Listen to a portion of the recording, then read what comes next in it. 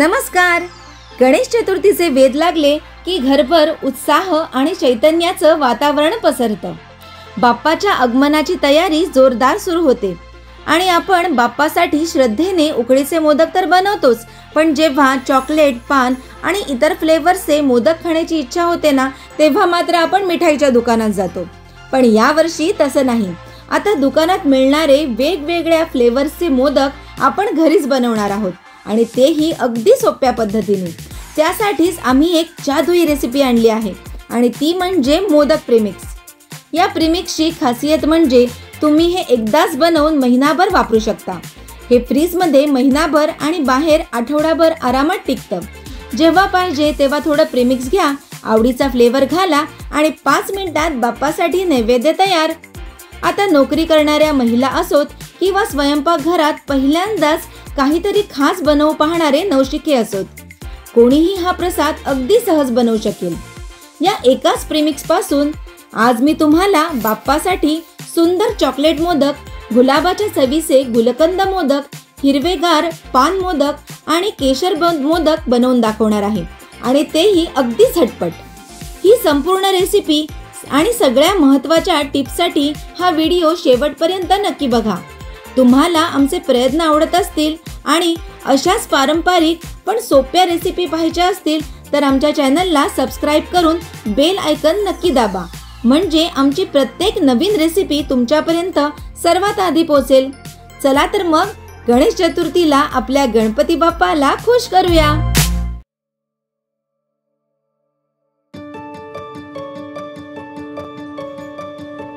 मोदकाचं premix बनवण्यासाठी हे सर्व साहित्य मी घेतलेलं आहे. 2 वाटी मखाणे, अर्धा वाटी साखर, अर्धा वाटी काजू आणि 1 वाटी मिल्क पावडर घेतलेली आहे. आता मखाणे जे आहेत ते आपल्याला भाजून घ्यायचे. मखाणे मी पॅन मध्ये काढून घेतलेले आहेत आणि मंद ते मीडियम गॅसवर अगदी कुरकुरीत होईपर्यंत हे मखाणे आपल्याला भाजायचे आहेत. भाजताना तुपाचा वगैरे वापर आपल्याला करायचा नाहीये. असे कोरडेच हे आपल्याला आता भाजायचे आहेत. मखाणे अगदी कुरकुरीत होईपर्यंत मी भाजून घेतलेले आहेत. भाजताना याला करपवायचं वगैरे अजिबात नाहीये, नाहीतर आपल्या प्रीमिक्सचा कलर चेंज होईल.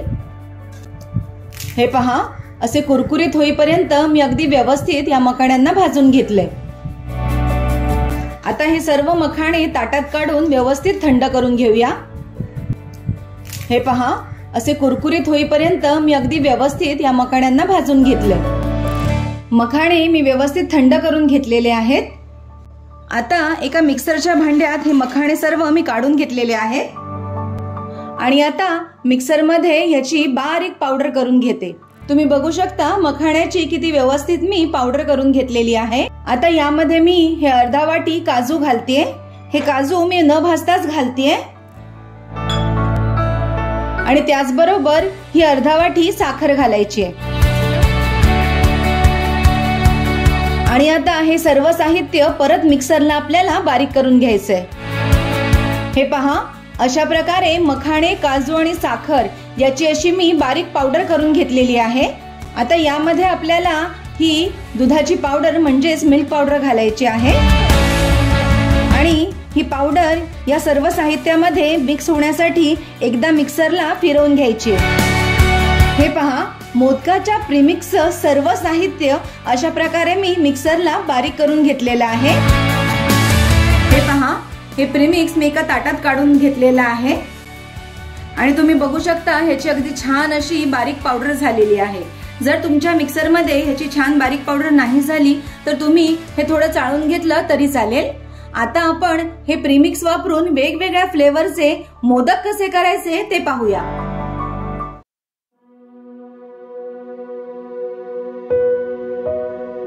थोडंसं प्रीमिक्स मी एका ताटात काढून घेतलंय. यात अगदी थोडंसं असं तूप घालायचं आहे. आपण बनवत आहोत केशर मोदक, त्यामुळे थोडंसं केशर मी असं दुधात भिजवून घेतलेलं आहे आणि अगदी थोडं थोडं करून आपल्याला या प्रीमिक्स मध्ये हे घालायचंय आणि व्यवस्थित हे मिक्स करायचंय. अगदी थोडं थोडं केशराचं दूध घालून हे आपल्याला याचा एकत्रित असा गोळा करून घ्यायचा आहे. एकदम ह्यामध्ये केशराचं दूध घालू नका, नाहीतर हे मिश्रण पातळ होऊन जाईल. तुम्ही बघू शकता अशा पद्धतीने मी याचा असा व्यवस्थित गोळा करून घेतलेला आहे। याला केशराचा किती सुंदर कलर आलेला आहे आणि यामध्ये तुम्ही वेलची पावडर देखील घालू शकता। आणि हे मिश्रण एकत्रित करून असा हा गोळा बनवताना थोडा चिकट होऊ शकतो, त्यावेळी थोडासा तुपाचा हात घ्या आणि मग एकत्र करा। आता यापासून आपण मोदक बनवूया। आता या मोदकाचं स्टफिंग करण्यासाठी थोडीशी मी ड्रायफ्रूटची ही भरड घेत आहे आणि या मिश्रणातलाच थोडासा एक गोळा या ड्रायफ्रूटच्या भरडमध्ये मी आता मिक्स करून घेते। तुम्ही पाहू शकता मोदकामध्ये स्टफ करायला स्टफिंग तयार झालेलं आहे। आता या मोदकाच्या साच्याला थोडंसं असं तूप लावून घ्यायचंय। साच्यामध्ये असं थोडं थोडं मिश्रण मी ठेवलेलं आहे आणि आता हा साचा बंद करायचा आहे आणि हे मिश्रण असं सर्व बाजूने व्यवस्थित आपल्याला दाबून घ्यायचंय। हे पहा, जेणेकरून व्यवस्थित ह्याला छान अशी डिझाईन येईल आणि मोदकाचा प्रॉपर शेप येईल। आणि आता हे स्टफिंग ह्याच्या आत घालायचंय आणि वरून हे मिश्रण लावून ह्या मोदकाला असं बंद करायचंय। आपण हा मोदक ओपन करून बघूया। हे पहा, हे पहा, या प्रीमिक्स पासून किती सुंदर असा केशर मोदक तयार झालेला आहे।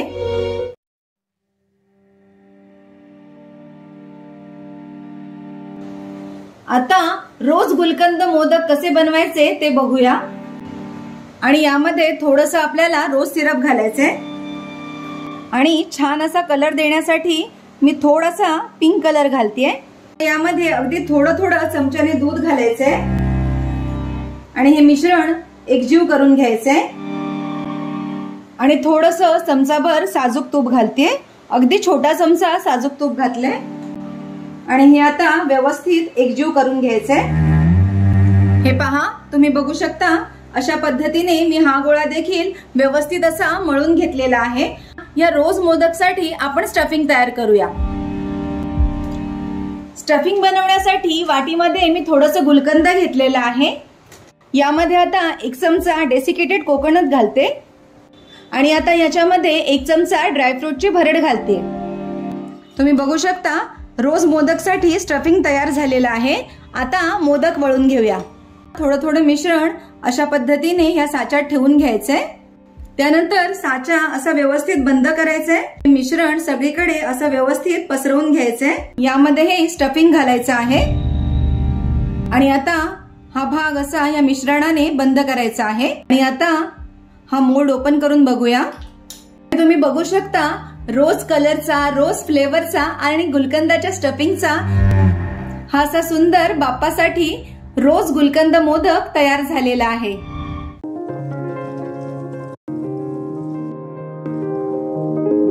आता पान फ्लेवरचे मोदक बनवूया। त्यासाठी थोडंसं प्रीमिक्स मी घेतलेलं आहे आणि यात आता हे खाऊचं पान घालायचंय। हे मी बारीक कट करून घेतलेलं आहे। जे गोड पानात आपण खाऊचं पान वापरतो तेच हे पान आहे। आता यामध्ये थोडंसं साजूक तूप घालायचंय आणि थोडं थोडं दूध घालत हे आता मळून घ्यायचंय। पान मोदकाला छान हिरवा रंग येण्यासाठी मी थोडासा हिरवा खायचा कलर घालतेय। हे सर्व मिश्रण छान असं मळून घेऊया। हे व्यवस्थित असं मळून घेतलेलं आहे। आता ह्याचं स्टफिंग तयार करूया। स्टफिंग बनवण्यासाठी मी बाउलमध्ये खाऊचं पान चिरून घेतलेलं आहे। यामध्ये आता थोडंसं गुलकंद घालते। यामध्ये ड्रायफ्रूटची थोडी भरड घालायची आहे। थोडंसं डेसिकेटेड कोकोनट घालायचंय आणि आता यात थोडीशी बडीशेप घालायची। हे सर्व साहित्य आता व्यवस्थित मिक्स करून घ्यायचंय। हे पहा, पान मोदकाचं स्टफिंग तयार आहे। आता मोदक वळून घेऊया। साच्यामध्ये हे पान मिश्रण मी ठेवलेलं आहे। आता साचा बंद करायचंय आणि सगळीकडे हे व्यवस्थित असं पसरवून घ्यायचंय आणि आता आतमध्ये हे स्टफिंग भरायचं आहे आणि त्यावर आता हे मिश्रण लावून घ्यायचंय। साचा उघडून बघूया। तुम्ही बघू शकता सुंदर असा पान मोदक आपला तयार झालेला आहे।